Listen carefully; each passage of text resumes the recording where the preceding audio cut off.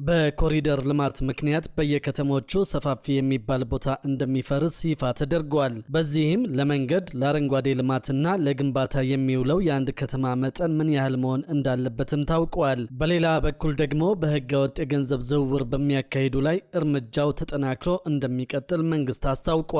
በዚህ ጉዳይ ላይ መንግስት ወደ ኋላ የሚመለስበት ምክንያት እንደሌለና ጉዳዩ የገንዘብ ብቻ ሳይሆን አጠቃላይ የኢኮኖሚ ጉዳይ መሆኑን በማሳወቅ ማስጠንቀቂያ ሰጥቷል። የሚፈርሱ ቤቶች፣ የገንዘብ ዝውውርና ሌሎች አዳዲስ መረጃዎችን አንድ በአንድ ወደ እናንተ እናደርሳለን። እስከ መጨረሻው አብራችሁን ቆዩ። በህገወጥ የገንዘብ ዝውውር በሚያካሂዱ ላይ እርምጃ ተጠናክሮ እንደሚቀጥል መንግስት አስታወቀ። የኢትዮጵያ ብሔራዊ ባንክ በህገወጥ የገንዘብ ዝውውር በሚያካሂድ ማንኛውም አካላት ላይ የሚወስደውን እርምጃ የማይቋረጥ መሆኑን የባንኩ ገዢ ዶክተር ኢዮብ ተካልኝ ገልጸዋል። ከውጭ የገንዘብ ዝውውርና ሐዋላን በተመለከተ የሚፈጸሙ ህገወጥ ተግባራትን ለመቆጣጠር የሚወሰደው እርምጃ መቼም የማይቆም መሆኑንም ገልጸዋል። ብሔራዊ ባንክን ጨምሮ የህግ አስከባሪ አካላት የሚወስዱት እርምጃ ተጀምሮ የሚቆም የሚመስላቸው ካሉ ተሳስተዋል ያሉት ገዢው እየተወሰደ ያለው እርምጃ ይቆማል ብሎ ማሰብ ፈጽሞ ስህተት መሆኑን ገልጸዋል። እርምጃው የማይቆምና በየቀኑ በተከታታይ የሚቀጥል እንደሚሆን ሁሉም ዜጋ ሊገነዘበው እንደሚገባም ነው ያመለከቱት። በመሆኑም በህገወጥ መንገድ የሚደረግ የገንዘብ ዝውውር በተለይ ከውጭ ሀገር ወደ ውስጥ የሚገባ ሐዋላ የገንዘብ ዝውውር ሄዶ ላኪውንም ሆነ ተቀባዩን አደጋ ውስጥ የሚከት በመሆኑ ከላኪውም ሆነ ከተቀባዩ ጋር ግንኙነት ያላቸው የንግዱ ህብረተሰብ አባላት አደጋ ውስጥ ስለሚከታቸው ከዚህ ድርጊታቸው እንዲታቀቡ አሳስበዋል። ይህ ጉዳይ እንደ ቀላል መታየት እንደሌለበትና የውጭ ምንዛሪ ለማግኘት ብሎ በዚህ ህገወጥ ተግባር ውስጥ የሚገባ ካለ እርምጃ የሚወሰድበት መሆኑንም አሳስበዋል። በዚህ ጉዳይ ምንም ወደ ኋላ የሚመለሱበት ምክንያት እንደሌለ ያመለከቱት ገዢው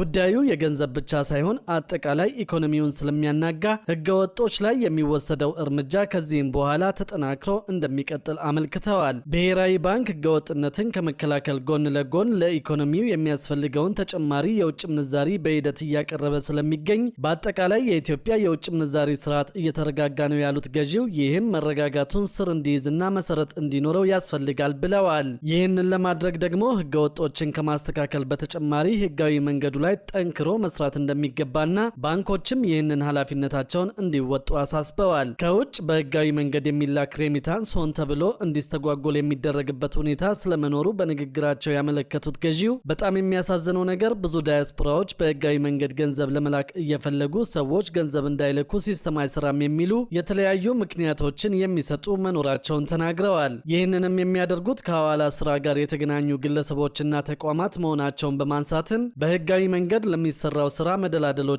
መፍጠር ያስፈልጋል ሲሉ ተናግረዋል። በሌላ በኩል ደግሞ በኮሪደር ልማት ምክንያት በየከተሞቹ ሰፋፊ የሚባል ቦታ እንደሚፈርስ ይፋ ተደርጓል። በዚህም ለመንገድ፣ ለአረንጓዴ ልማትና ለግንባታ የሚውለው የአንድ ከተማ መጠን ምን ያህል መሆን እንዳለበትም ታውቋል። በሀገር አቀፍ ደረጃ ከ60 በላይ ከተሞች ላይ እየተከናወነ ባለው የኮሪደር ልማት ምክንያት ከ300 በላይ ፕሮጀክቶች በመጀመሪያው ዙር መጠናቀቃቸውን የከተማና መሰረተ ልማት ሚኒስቴር ነው ያስታወቀው። የከተማና መሰረተ ልማት ሚኒስትር ዴኤታ ሄለን ደበበ በሰጡት ማብራሪያ መንግስት ከተሞችን ለዜጎች ኑሮ ምቹና ተስማሚ ከማድረግ ባለፈ ለኢንቨስትመንት መዳረሻ እንዲሆኑ በልዩ ትኩረት እየሰራ ይገኛል ብለዋል። በዚህም ከተሞች ያሏቸውን ተፈጥሯዊና ሰው ሰራሽ ሀብቶች በተገቢው መንገድ ጥቅም ላይ እንዲያውሉ የሚያስችሉ የተለያዩ የልማት ስራዎች ተጠቃሽ መሆናቸውን አንስተዋል። ከተሞች በፕላን የተመራ አሰራርን እንዲከተሉ ለማስቻል የከተሞች የመሬት አጠቃቀም ፕላን ተግባራዊ እየተደረገ መሆኑንም ነው የገለጹት። የከተማ መሬት አጠቃቀም ፕላን 30 በመቶ ለመንገድ፣ 30 በመቶ ለአረንጓዴ ልማት እንዲሁም ደግሞ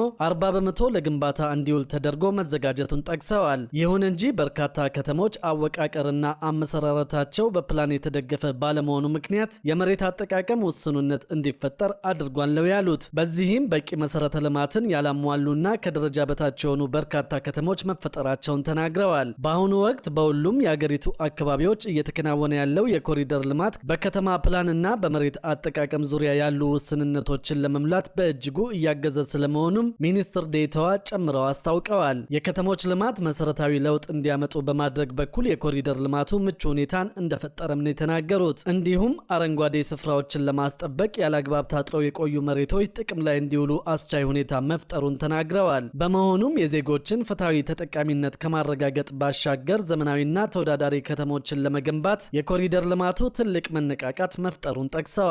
በአሁኑ ወቅት የኮሪደር ልማት ስራዎች በሁሉም ክልሎች ባሉ 60 ከተሞች ተግባራዊ እየተደረጉ መሆኑን ያብራሩት። ከነዚህ ውስጥ ከ30 በላይ ከተሞች የመጀመሪያውን ዙር አጠናቀው ወደ ሁለተኛው ዙር መሸጋገራቸውን ገልጸው ለስኬታማነቱ ሚኒስቴር መስሪያ ቤቱ አስፈላጊውን ድጋፍና ክትትል እያደረገ መሆኑን አስታውቀዋል። በዚህም ከ300 በላይ ፕሮጀክቶች ሙሉ በሙሉ ተጠናቀው አገልግሎት መጀመራቸውን ጠቁመው የፕሮጀክቱ አካል የሆኑና ለተለያዩ አገልግሎቶች የሚውሉ ከ500 ኪሎ ሜትር በላይ የመንገድ ግንባታዎች መካተታቸውን ገልጸዋል። ከዚህ ጋር በተያያዘ የሚካሄደውን የቤቶች ፈረሳ በመቃወም አምነስቲ ኢንተርናሽናል መንግስት የሚያካሂደውን የኮሪደር ልማት እንዲያቋርጥ ጥያቄ ማቅረቡ የሚታወስ ነው። መንግስት በሚያካሂደው የኮሪደር ልማት በሰብአዊነት ላይ የሚያስከትለው ተጽዕኖ እስኪጠና ድረስም የከተማ ነዋሪዎችን ለልማት ሲል ማፈናቀሉን እንዲያቆም ሲል ተቋሙ ጥያቄውን ማቅረቡ ይታወቃል። የመንግስት ባለስልጣናት በኮሪደር ልማቱ ምክንያት የተፈናቀሉትን በበቂ ሁኔታ ማማከር እንዳልቻሉና ቤቶችና የንግድ ሱቆችን ከማፍረሳቸው በፊት በቂ ማስጠንቀቂያ እንዳልሰጡ ገልጿል። ነዋሪዎች ሲነሱም በቂ ካሳ ለተነሺዎች አለመሰጠቱን ነው አምነስቲ ኢንተርናሽናል የጠቀሰው። በሌላ በኩል ደግሞ ከምግብ ዘይት ጋር በተያያዘ አምራቾች የሚሰሩት አስደንጋጭ መረጃ ይፋ ተደርጓል። ደህንነቱ ያልተጠበቀ ምርት ባቀረቡና ፍቃድ በሌላቸው ከ70 በላይ ድርጅቶች ላይ እርምጃ ቢወሰድም ጉዳዩ አደገኛ በመሆኑ ተጠቃሚዎች ጥንቃቄ እንዲያደርጉ ተጠይቀዋል። ከዚህ በተጨማሪ ተቋማት ለሰራተኞቻቸው በፋብሪካ ዋጋ የምግብ ዘይት ማግኘት የሚችሉበት አሰራር መዘርጋቱም ይፋ ተደርጓል። በዚህም መሰረት የምግብ ዘይት ላይ ያልተፈቀደ ኬሚካል በመጨመር ቀለሙን የሚያስተካክሉ አምራቾችን የሚቆጣጠር ስርዓት መዘርጋቱን የታወቀው ጤና ላይ ጉዳት የሚያስከትልና ጥራት የጎደለው የምግብ ዘይት ምርት ላይ እንደ ሃይድሮጅኔትድ ያሉ ኬሚካሎችን በመጨመር ጥራት ያለው በማስመሰል ለገበያ የሚያቀርቡ ህገወጦችን ለመቆጣጠር የሚያስችል አዲስ ስርዓት መዘርጋቱን የኢትዮጵያ ምግብና መድኃኒት ባለስልጣን ያስታወቀው። አንዳንድ አምራች ድርጅቶችና ነጋዴዎች ጥራት የጎደለው ምርታቸው ጥራት ካለው ምርት ጋር በመልክ እንዲመሳሰል ለምግብ ግብዓትነት እንዲውል ያልተፈቀደ ቀለም እንደሚጨምሩ ደርሼበታለሁ ሲል ተቋሙ አስታውቀዋል። ይህንን መሰል ህገወጥ የወንጀል ተግባር ለማስቆም የተዘረጋው አዲሱ ስርዓት ምርቱ ከፋብሪካ ወጥቶ ለተጠቃሚው እስኪቀርብ ድረስ ያለውን የጥራት ሂደት ከስር የሚፈትሽና የሚያረጋግጥ መሆኑም ነው የተገለጸው። የባለስልጣኑ የእንስሳት ተዋጽኦና አልሚ ምግብ ዴስክ ኃላፊ አቶ መሐመድ ሁሴን እንደተናገሩት አዲሱ ስርዓት ስራ ላይ ከዋለ ወዲህ ተመሳሳይ ተግባር የሚፈጽሙ ጥፋተኞች ከእኩይ ድርጊታቸው እየተቆጠቡ ነው። የቁጥጥርና ክትትሉን ውጤታማነት የሚያሳየውን በአሁኑ ሰዓት ከ90 በመቶ በላይ የሚሆኑ ዘይት አምራቾች ደረጃቸውን የጠበቁ የምግብ ዘይት ምርቶችን ለገበያ ማቅረባቸው እንደሆነ አብራርተዋል። በቴክኖሎጂ የታገዘው የአሰራር ስርዓት ድንገተኛ ፍተሻን፣ የላብራቶሪ ምርመራን፣ የምርት ግብዓት ፍተሻን፣ የአመራረት ሂደትንና መሰል ለጥራት አስተዋጽኦ ያላቸው ተግባራትን ፈትሾ ማሳለፍን ያጠቃልላል ተብሏል። ባለስልጣኑ ከዚህ በፊት ደህንነቱ ያልተጠበቀ የምግብ ዘይት ለገበያ ባቀረቡና የብቃት ማረጋገጫ በሌላቸው ከ70 በላይ የምግብ ዘይት አምራች ድርጅቶች ላይ እርምጃ መውሰዱን መዘገባችን ይታወሳል።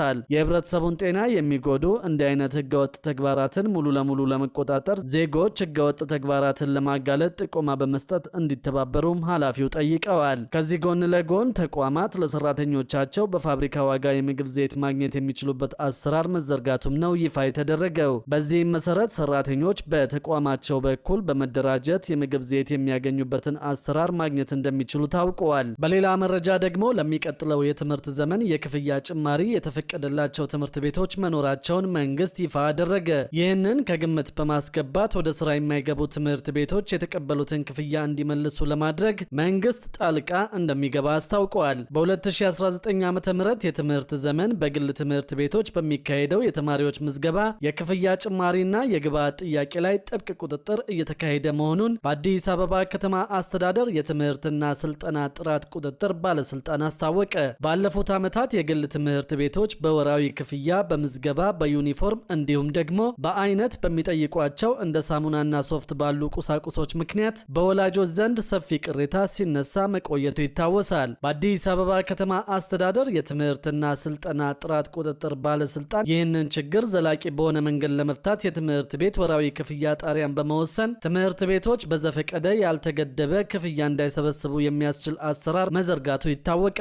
በዚህም መሰረት በ2019 የትምህርት ዘመን የክፍያ ጭማሪ ማድረግ የሚፈቀድላቸው በደንቡ መሰረት ከዚህ ቀደም ጭማሪ ያላደረጉ 166 የግል ትምህርት ቤቶች ብቻ መሆናቸውን የባለስልጣኑ ምክትል ስራ አስኪያጅ ታጋይቱ አባቡ ገልጸዋል። አያይዘውም ከዚህ ውጭ ያሉ ቀሪ ሁሉም የግል ትምህርት ቤቶች ምንም አይነት የክፍያ ጭማሪ ማድረግ እንደማይችሉ ገልጸዋል። ባለፈው ዓመትም መመሪያውን በመጣስ በቅድመ አንደኛ ደረጃ ተማሪ ወላጆች ላይ የጽዳት መጠበቂያዎችንና ወረቀት በአይነት የጠየቁ 149 ተቋማት በክትትልና በወላጆች ጥቆማ ተለይተው እርምጃ እንደተወሰደባቸው የገለጹት ምክትል ስራ አስኪያጇ ቀደም ሲል በአይነት ይጠየቁ የነበሩ ግብዓቶች መመሪያውን የሚጥሱ በመሆናቸው አሰራሩ እንዲቆም መደረጉንም አብራርተዋል። ወላጆች ለአዲስ ተማሪዎች የፈተና ክፍያን ጨምሮ ሌሎች ያልተፈቀዱ ክፍያዎች ሲጠየቁ ወይም ግብዓቶችን በአይነትና በገንዘብ እንዲያቀርቡ ሲገደዱ በነፃ የስልክ መስመር 9023 ወይም በአካል በመቅረብ ጥቆማ ማቅረብ እንደሚችሉ ገልጸዋል። ባለስልጣኑ መመሪያውን በሚጥሱ ተቋማት ላይ የሚያደርገውን ጥብቅ ቁጥጥር አጠናክሮ እንደሚቀጥልም አረጋግጠዋል። የግል ትምህርት ቤቶች ዘመኑ የደረሰበትን ተለዋዋጭና ተደራሽ የክፍያ አማራጮች እንዲያቀርቡ አዲሱ መመሪያ ያስገድዳል። ትምህርት ቤቶቹ የክልልና የከተማ አስተዳደር ትምህርት ቢሮዎች ከሚያወጣቸው የክፍያ መመሪያዎች ውጪ ያልተፈቀደ ክፍያ ማስከፈል እንደማይችሉም በመመሪያው ላይ ተቀምጧል። የተማሪ ወላጆች ወይም አሳዳጊዎች ያልተወያዩበትና ያልተስማሙበት የትምህርት ቤት ክፍያና መመዝገቢያ ተፈጻሚ መሆን የለበትም ሲልም መመሪያው ደንግጓል። ከመመሪያው ውጪ ለተማሪዎች የትምህርት ክፍያና መመዝገቢያ የተሰበሰበ ገንዘብ ካለም ለተማሪ ወላጆች ወይም አሳዳጊዎች ተመላሽ እንዲሆን ይኸው መመሪያ ያዛል። የትምህርት ወይም የመመዝገቢያ ክፍያዎችን በተመለከተ የተማሪ ወላጆች ወይም አሳዳጊዎች ቅሬታ ካላቸው የትምህርት ስራውን ለሚያስፈጽመው አካል በጽሁፍ ማቅረብ እንዳለባቸው መመሪያው ያስገነዝባል። በዚህ አሰራር ያልተፈቱ ቅሬታዎች ካሉ በሚመለከተው የትምህርት ቢሮ ወይም በሚኒስቴር መስሪያ ቤቱ ቀርበው ሊታዩ እንደሚችሉ በመመሪያው ላይ ተመላክቷል። ያልተፈቱ ቅሬታዎች ወይም አለመግባባቶች በ15 የስራ ቀናት ውስጥ መፍትሄ ሊያገኙ እንደሚገባም መመሪያው ቀነ ገደብ አስቀምጧል። በሌላ በኩል ደግሞ ለማንም የግል ድርጅት ወይም ግለሰብ ውክልና አልሰጠውም ሲል የኢሚግሬሽንና ዜግነት አገልግሎት አስታውቋል። የኢሚግሬሽንና ዜግነት አገልግሎት የደላሎችን ጣልቃ ገብነት ለማስቀረትም አገልግሎቶቹን ዲጂታላይዝ እያደረገ መሆኑን ገልጿል።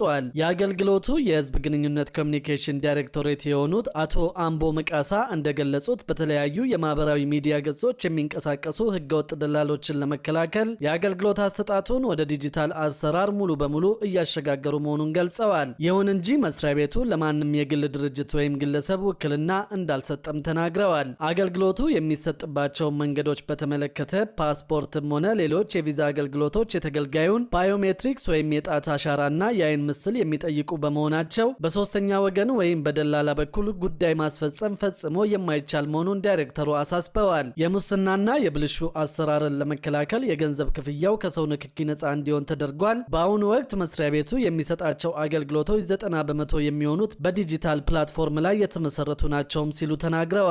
ይህም ተገልጋዮች ከቤታቸው ሆነው ቀጠሮ እንዲያስይዙና አስፈላጊ ሰነዶችን እንዲልኩ በማድረግ ረዥም ሰልፍና እንግልትን ለማስቀረትም ተችሏል። የድረገጽ መቆራረጥና የኔትወርክ ችግሮችን በተመለከተም መስሪያ ቤቱ በየጊዜው የማሻሻያ ስራዎችን እንደሚሰራ ገልጸዋል። ተገልጋዮች በድረገጽ መጠቀም ቢቸገሩ እንኳን በ28ቱ የክልል ቅርንጫፎች በአካል በመቅረብ አገልግሎቱን በነፃ ማግኘት እንደሚችሉ ተገልጿል። የኢሚግሬሽንና ዜግነት አገልግሎት በውጭ ሀገራት የሚኖሩ ኢትዮጵያውያን አዲሱን የኤሌክትሮኒክ ፓስፖርት ለማግኘት በተቋሙ የበይነ መረብ ቅጽ ላይ መመዝገብ እንደሚችሉም አስታውቀዋል። አዲሱን የኤሌክትሮኒክ ፓስፖርት አገልግሎት በውጭ ሀገር በሚገኙ የኢትዮጵያ ኤምባሲዎችና ቆንጽላ ጽሕፈት ቤቶች በኩል ተደራሽ ለማድረግ እየሰራ መሆኑን የጠቀሰው ተቋሙ በውጭ የሚኖሩ ዜጎች የፓስፖርት ማመልከቻ ምዝገባዎችን በአዲሱ የተቋሙ የበይነ መረብ ቅጽ ላይ ብቻ እንዲሞሉ አሳስበዋል። ተቋሙ የተጭበረበሩና ሐሰተኛ ሰነዶችን በማቅረብ በህገወጥ መንገድ ፓስፖርት ለማግኘት የሚጠይቁ አመልካቾች ቁጥራቸው ከጊዜ ወደ ጊዜ እየተበራከተ መሄዱንም ገልጿል። በ2018 ዓ.ም ብቻ 4000 በላይ ኢትዮጵያውያንና የውጭ ሀገር ዜጎች በሐሰተኛ ሰነድ አገልግሎት ለማግኘት ሲሞክሩ ተይዘው ህጋዊ እርምጃ እንደተወሰደባቸው ገልጿል። አገልግሎቱ በበጀት ዓመቱ ከ1.6 ሚሊዮን በላይ ፓስፖርቶችን ለዜጎች እንደሰጠም አስታውቋል።